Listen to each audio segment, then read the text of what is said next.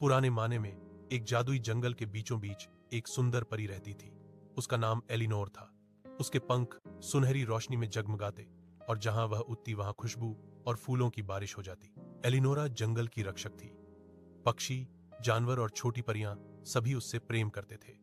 वह न्यायप्रिय थी, दिल में नरम मिजाजी और दूसरों के दुहक सुनने वाली। लेकिन मनुष्यों का साम्राज्य जंगल के करीब बढ़ रहा था। वह पेड़ काटते, जमीन को रौंदते और जानवरों का शिकार करते।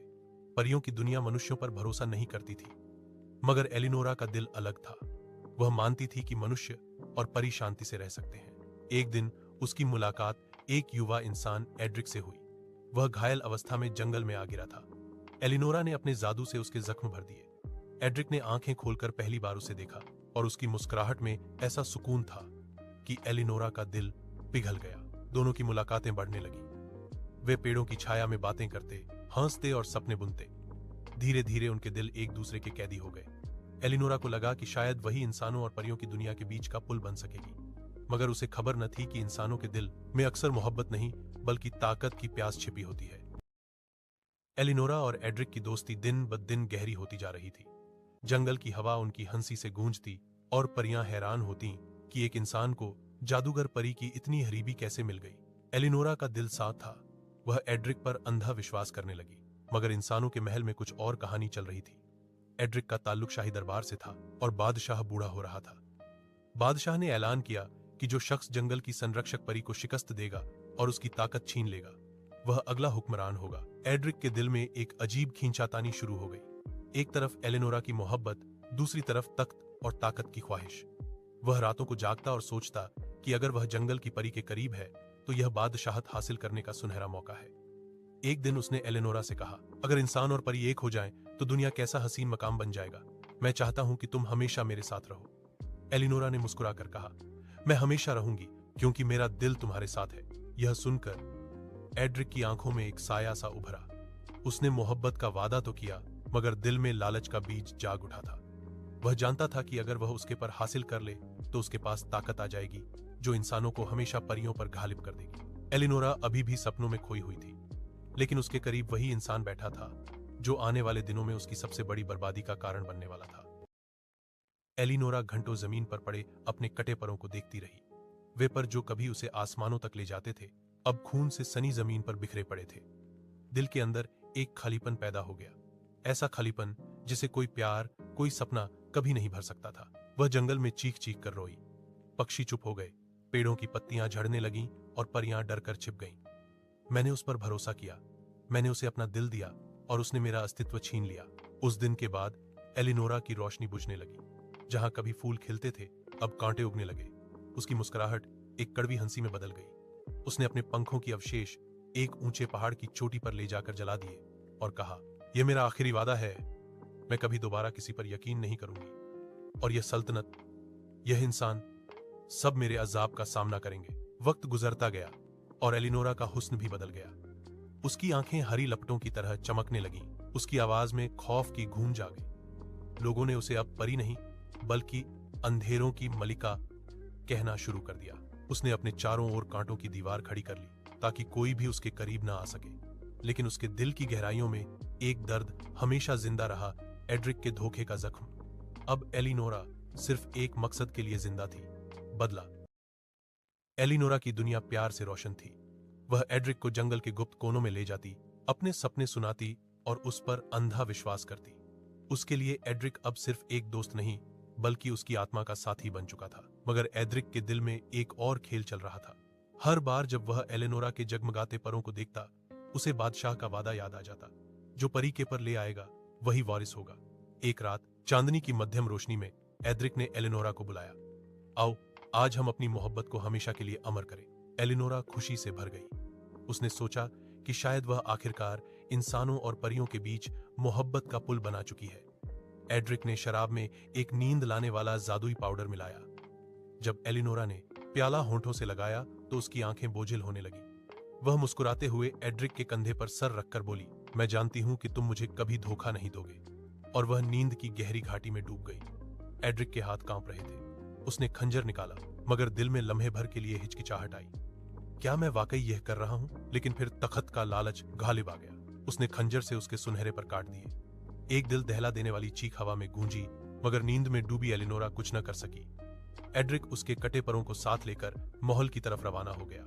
जब एलिनोरा सुबह उठी तो जमीन पर पड़े खून आलूद पर देखकर उसका दिल टूट गया। उसकी चीखें जंगल में गूंजी, एड्रिक, तुमने मुझसे मेरा आसमान छीन लिया। साल गुजर गए। एड्रिक अब बादशाह बन चुका था। वही एड्रिक जिसने मोहब्बत का वादा किया, फिर धोखा देकर एलिनोर के पर काटकर तखत हासिल किया। महल सोने और ताकत से जगमगा रहा था, मगर एलिनोर का दिल अंधेरों से भर गया था। एक दिन खबर फैली कि बादशाह के यहां बेटी पैदा हुई है। सारा महल जश्न में डूबा हुआ था। लोग नाच रहे थे, साइंदे बजा रहे थे और शाही मेहमान मुबारकबाद देने आ रहे थे। मगर किसी ने न सोचा था कि यह खुशी का लम्हा एक खौफनाक साये में बदलने वाला है। जब जश्न अपने चरम पर था, अचानक महल के दरवाजे धमाके से खुले। हवा में काली धुंध भर गई, कांटों की बेलें फर्श पर फैलने लगी और हर चिराग बुझ गया। लोग डर से चीखने लगे। अंधेरों की मलिका एलिनोर हॉल में दाखिल हुई। उसकी आंखें हरी ज्वालाओं की तरह जल रही थीं। मुबारक हो, बादशाह है एड्रिक, उसने व्यंग्यपूर्ण लहजे में कहा, लेकिन तुम्हारी खुशी ज्यादा दिन कायम न रहेगी। बादशाह एड्रिक कांपते हुए आगे बढ़ा। एलिनोर, तुम यहां क्यों आई हो? एलिनोर ने कह कहा लगाया, वही तुम्हारी बेटी जिस पर तुम्हें फख्र है, वही तुम्हारा जवाल साबित होगी। उसने हाथ उठाया और बद्दुआ दी, जब यह बच्ची अपने 16वें साल की रात को सुई के कांटे पर उंगली चुभाएगी तो हमेशा के लिए अंधी नींद सो जाएगी। हॉल में सन्नाटा छा गया। रानी ने चिल्लाकर कहा, नहीं, इस पर दया करो। एलिनोरा ने कड़वाहट से जवाब दिया, दया मुझे धोखा देने वाले इंसानों पर? कभी नहीं। उसके शब्दों की गूंज दीवारों से टकराकर फैल गई। फिर वह धुंध में गायब हो गई, पीछे खौफ और मौत का साया छोड़कर। साल गुजरते गए। बादशाहत की शहजादी, जिसका नाम औरोरा रखा गया, दिन ब दिन बढ़ने लगी। वह एक मासूम, नर्म दिल और मुस्कुराती हुई बच्ची थी। महल के हर कोने में उसकी हंसी गूंजती। एड्रिक और मलिका उसे दुनिया की सबसे कीमती नेमत समझते थे। इसीलिए उन्होंने कई महाफिद और नर्सें मुकर्रर कर रखी थीं ताकि कोई खतरा करीब न आ सके। सिक्के। लेकिन एड्रिक के सभी इंतजामों के बावजूद जंगल के अंधेरों में छिपी हुई एलिनोरा की नजरें हमेशा राजकुमारी पर रहती थीं। वह अक्सर दूर से उसे खेलते हुए देखती। राजकुमारी की मासूम हंसी और नरम स्वभाव देखकर उसका दिल पल भर के लिए नरम पड़ जाता। यह वही बच्ची है जिस पर मैंने बद्दुआ की थी। यह तो बिल्कुल अपने बाप जैसी नहीं लगती। एलिनोर सोचती और लम्हे भर के लिए उसकी आंखों में उदासी तैर जाती। एक दिन औरोरा महल से दूर भटककर जंगल में आ गई। वह तितलियों के पीछे दौड़ रही थी जब अचानक वह कांटों में फंस गई। उसी समय एलिनोरा साये से नमूदार हुई। शहजादी ने उसे देखा तो डर के बजाय मुस्कुराकर कहा, क्या आप मुझे बचा सकती हैं? एलिनोरा हैरान रह गई। उसकी भयानक सूरत देखकर हर कोई चीख कर भागता था, मगर यह नन्ही बच्ची मुस्कुरा रही थी। एलिनोरा ने हाथ हिलाया और कांटे अलग हो गए। औरोरा खुशी से बोली, आप बहुत अच्छी हैं। ये अल्फाज एलिनोरा के दल में गूंज गए। पहली बार की बरसों बाद उसने महसूस किया कि उसका दल मुकम्मल इंदिरा नहीं हो, मगर फौरन उसने खुद को झटका दिया, नहीं, ये सिर्फ धोखे है, जैसे उसके बाप ने दिया था। लेकिन दल की गहराइयों में एक नया, एक हसास जन्म ले रहा था, रहम और मोहब्बत का बीज। राजकुमारी अरोड़ा दिन ब दिन बड़ी हो रही थी। सबको लगता था कि वह केवल अपने माँ बाप के पहरे और महल के रक्षकों की छाया में सुरक्षित है, लेकिन हकीकत में उसकी असली हिफाजत एक ऐसी हस्ती कर रही थी जिससे सब डरते थे। एलिनोरा, अंधेरों की मलिका। एलिनोरा हर रात जंगल की ऊंचाइयों से महल को देखती। अगर कभी भेड़िए करीब आ जाते तो वह अपने जादू से उन्हें भगा देती। अगर कोई साया राजकुमारी को नुकसान पहुंचाने की कोशिश करता तो एलिनोरा के कांटे उसे निगल लेते। औरोरा को कभी एहसास नहीं हुआ कि उसकी हिफाजत वही कर रही है जिसने उस पर बद्दुआ की थी। एक बार औरोरा शिकार खेलने के लिए जंगल में निकली। अचानक एक खूंखार भालू ने उस पर हमला कर दिया। राजकुमारी के चीखने की आवाज जंगल में गूंजी। जैसे ही भालू उस पर झपटा, काली धुंध की चपेट में सब कुछ ढक गया।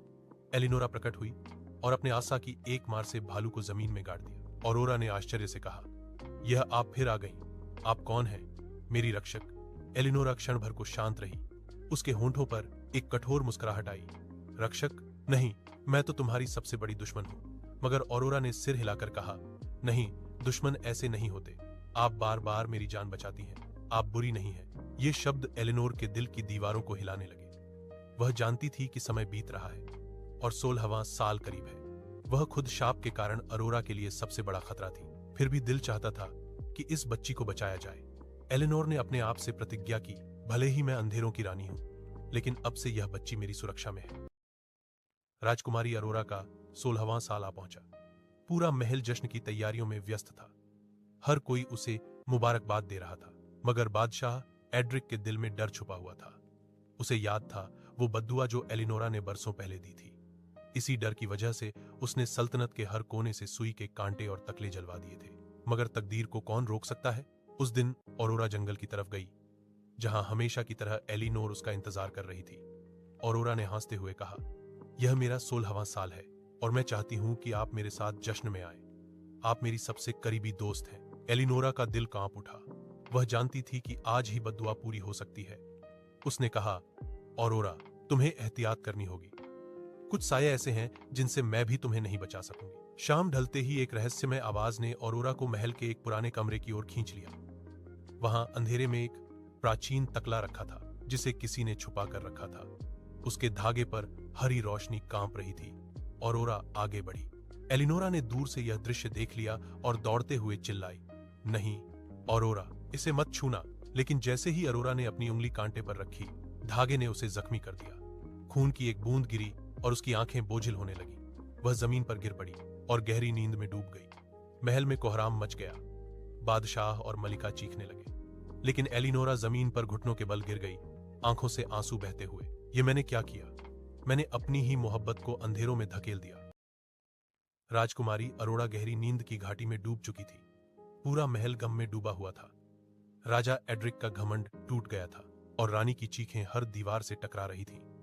कोई नहीं जानता था कि शाप को कैसे तोड़ा जाए, लेकिन अंधेरों में लिपटी हुई एलिनोर जानती थी कि यह उसकी अपनी दी हुई बद्दुआ थी और सिर्फ वही इसे खत्म कर सकती थी।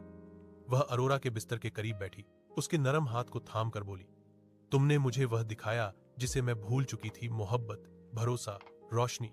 तुम मेरे अंधेरों की एकमात्र किरण हो। उसकी आंखों से आंसू गिरते गए, जो अरोरा के हाथों पर चमकने लगे। एलिनोरा ने धीरे से उसकी पेशानी पर चुंबन किया। यह चुंबन नफरत या ताकत का नहीं था, बल्कि एक मां जैसी शुद्ध प्रेम का था। जैसे ही उसके होंठ अरोरा की पेशानी को छुए, कमरा रोशनी से भर गया। अरोरा की आंखें झपकी और वह नींद से जाग उठी। वह आश्चर्य से मुस्कुराई और बोली, मैं जानती थी आप मुझे कभी नुकसान नहीं पहुंचा सकते। महल के सब लोग भौंचक्के रह गए। बादशाह और मलिका ने पहली बार समझा कि वह औरत जिसे वे दुश्मन समझते थे, दरअसल उनकी बेटी की मुक्तिदाता थी। एलिनोरा खड़ी हुई। उसकी आंखों में रोशनी और थकान का मिश्रण था।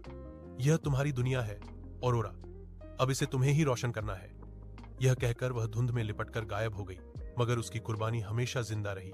उस दिन के बाद कहानियों में कहा जाने लगा, अंधेरों की मलिका कभी दुश्मन न थी, वह तो मोहब्बत की सबसे सच्ची महाफत थी। समय के साथ अरोरा को एहसास होने लगा कि जंगल की शांत गहराई में कोई हमेशा उसका ख्याल रखता है। वह अक्सर तितलियों के पीछे भागती, पेड़ों के नीचे खेलती, और जब भी वह मुश्किल में फंस जाती, वही रहस्यमय महिला एलिनोरा सामने आ जाती। एक दिन अरोरा ने हिम्मत जुटाई और सीधा एलिनोरा के सामने जाकर बोली, आप कौन हैं? क्यों बार बार मेरी जान बचाती हैं? एलिनोरा ने सख्त लहजे में कहा, मैं वही हूं जिसने तुम्हें बद्दुआ दी है। तुम्हारे लिए मेरा वजूद सिर्फ एक साया है। अरोरा मुस्कुराई, जैसे उसने कोई डर महसूस ही न किया हो। अगर आप वाकई बुरी होती तो मुझे कई बार नुकसान पहुंचा सकती थी, लेकिन आपने हमेशा मेरा साथ दिया। मेरे लिए तो आप रक्षक हैं, दुश्मन नहीं। यह सुनकर एलिनोरा के दिल में एक तूफान उठा। वह बरसों से नफरत के अंधेरों में डूबी हुई थी, लेकिन अरोरा की मासूम बातों ने जैसे उसके अंदर रोशनी की किरण जगा दी। उस दिन के बाद एलिनोरा ने अरोरा को छिपकर देखने के बजाय कभी कभार उसके साथ समय बिताना शुरू कर दिया। वह उसे पक्षियों के गीत सुनाती, जादुई दृश्य दिखाती और उसे पेड़ों की भाषा समझाती। अरोरा के दिल में भी एक अजीब सा प्यार पैदा होने लगा। वह एलिनोरा को अपनी जंगल की गार्जियन कहकर पुकारती, मगर हर गुजरता दिन एलिनोरा को अंदर से तोड़ रहा था। वह जानती थी कि 16वां साल करीब है और बद्दुआ का साया अब गहरा हो रहा है। क्या मैंने खुद अपनी ही मोहब्बत को मौत के हवाले कर दिया है? एलिनोरा सोचती और उसकी आंखों में नमी उतर आती।